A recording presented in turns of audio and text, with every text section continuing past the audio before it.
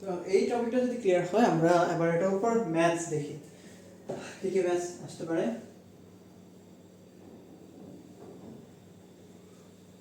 টপিকের উপরে ম্যাথ অনেক আসে, বেশি তোমার আসে হচ্ছে অ্যাডমিশনের জন্য এই টপিকটা ভালো ইম্পর্টেন্ট। অনেক সময় বইটাও আসছে, সিকিউরিটিও আসছে প্রায়, আর বোর্ডেও টুকটাক দিলে বোর্ডের জন্য ইম্পর্টেন্ট আছে টপিকটা। তাহলে হচ্ছে আমাদের ম্যাথসটা আমরা দেখি, কোশ্চেন পেপার করি।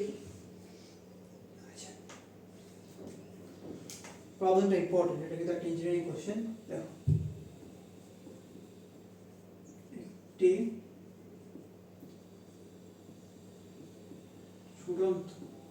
ছুটতেছে ছুটন্ত সীসার বুলেটকে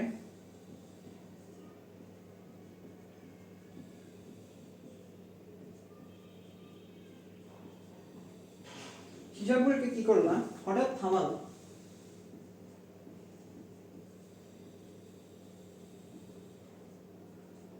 হঠাৎ থামালে কি হচ্ছে, এর সমস্ত শক্তি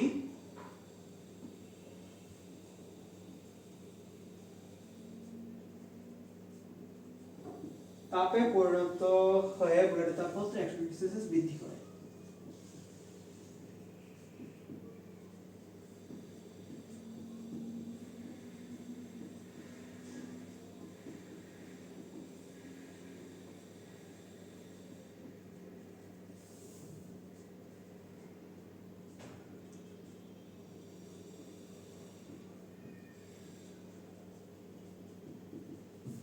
বৃদ্ধি করে। তাহলে বুলেটকে কতটা ব্যাগে ছোড়া হয়েছিল?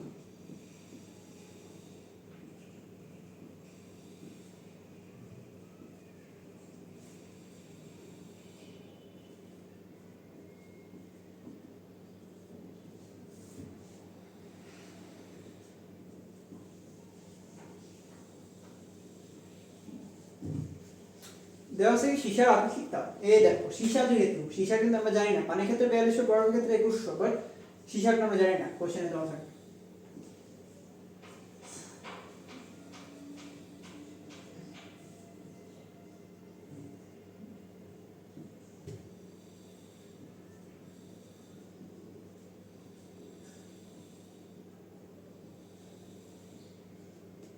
তারপর হচ্ছে 0.03 এ তো calorie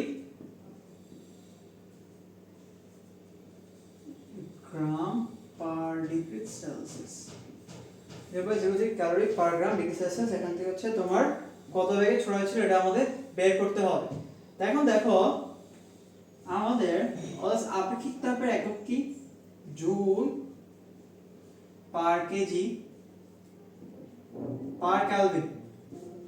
joule per kg per kelvin আমাদের আপেক্ষিক তাপের একক। এখানে কিসে দেওয়া আছে? Calorie gram per degree Celsius. এবার কি করা যায়? এখন দেখো, গিভেন এস হচ্ছে আমাদের 0.03 calorie gram per degree Celsius. এখন আমাদের এটাকে জুল পার কেজি পার কেলভিনে কনভার্ট করতে হবে। কিভাবে কনভার্ট করব? 1 ক্যালোরিতে কত জুল? 4.2 joule, right? তাহলে 4.2 জুলে কনভার্ট শেষ। পার কেজি, কেজি দিতে হবে, গ্রামে আছে। কেজিতে কিভাবে নেব? আমাদের 10 টু দি পাওয়ার 3 দিয়ে গুণ করতে হবে। 1000 দিয়ে গুণ করলে আমরা কেজিতে পাবো না? 1000 গ্রামে 1 কেজি না? কেজি চলে আসবে। আর এরপর একটা জিনিস, সেদিন আমি বলছিলাম সেলসিয়াসের পার্থক্য যায়, কেলভিনের পার্থক্য যায়। ডেল সি সমান ডেল কে। ফারেনহাইটের ক্ষেত্রে 1.8, কিন্তু 1 ডিগ্রি সেলসিয়াস পরিবর্তন মানে 1 কেলভিন পরিবর্তন। তার মানে কেলভিন ডিগ্রি সেলসিয়াসের পরিবর্তন যদি হয়, কেলভিনের পরিবর্তন কত? 1ই হবে, ইনটু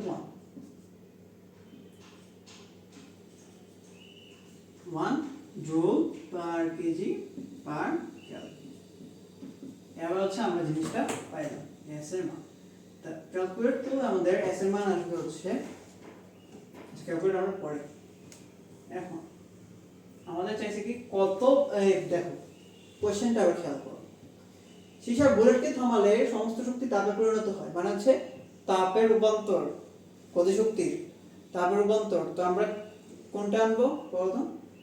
100 ডিগ্রি বৃদ্ধিও করে, মানে এমএস ডেল থিটা যেহেতু বৃদ্ধি, অবস্থার পরিবর্তন না, তাপমাত্রার পরিবর্তন, তাহলে কি কোন সূত্র আসবে আমাদের?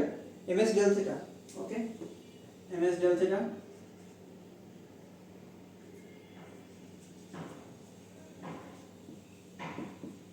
এবার বুলেট ছুড়লে কি আমরা কি বলছি? গতিশক্তি মানে হাফ এম ভি স্কয়ার।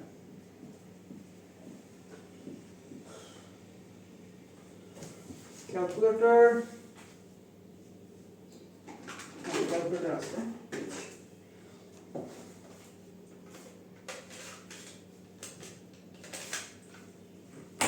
তো এটা ক্যালকুলেট করো, কত আসবে? 0.03 into 4.2 into 10 to the power 3 into হচ্ছে 126।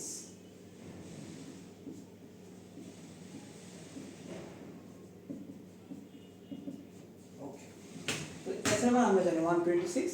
এবার আমরা এই ক্যালকুলেশনটা করব। এখান থেকে mm কাটানো ব্যাস, তো আমাদের ভরের দরকার নেই। এস এর মান কত? 126 ইনটু ডেল থিটা, কত ডিগ্রি বৃদ্ধি পায়? 100 ডিগ্রি সেলসিয়াস। এখন সেলসিয়াসের বৃদ্ধি যা, কেলভিনের বৃদ্ধিও তা, তাহলে 100 মানে 100, হাফ ভি স্কয়ার। এটা আমাদের mm কাটা, তাহলে ভি স্কয়ার কিভাবে বের করব? জাস্ট গুণ করে দাও আর রুট করে দিলাম। ভি স্কয়ার সমান, মানে 126 গুণ 100 হচ্ছে 126 দুগুণ হচ্ছে তোমার 252, আর এখানে 2টা শূন্য, রুট করে দাও, ভি এর মান পেয়ে যাবে বরাবর 25200 হচ্ছে 158.74 মিটার পার সেকেন্ড। ক্লিয়ার?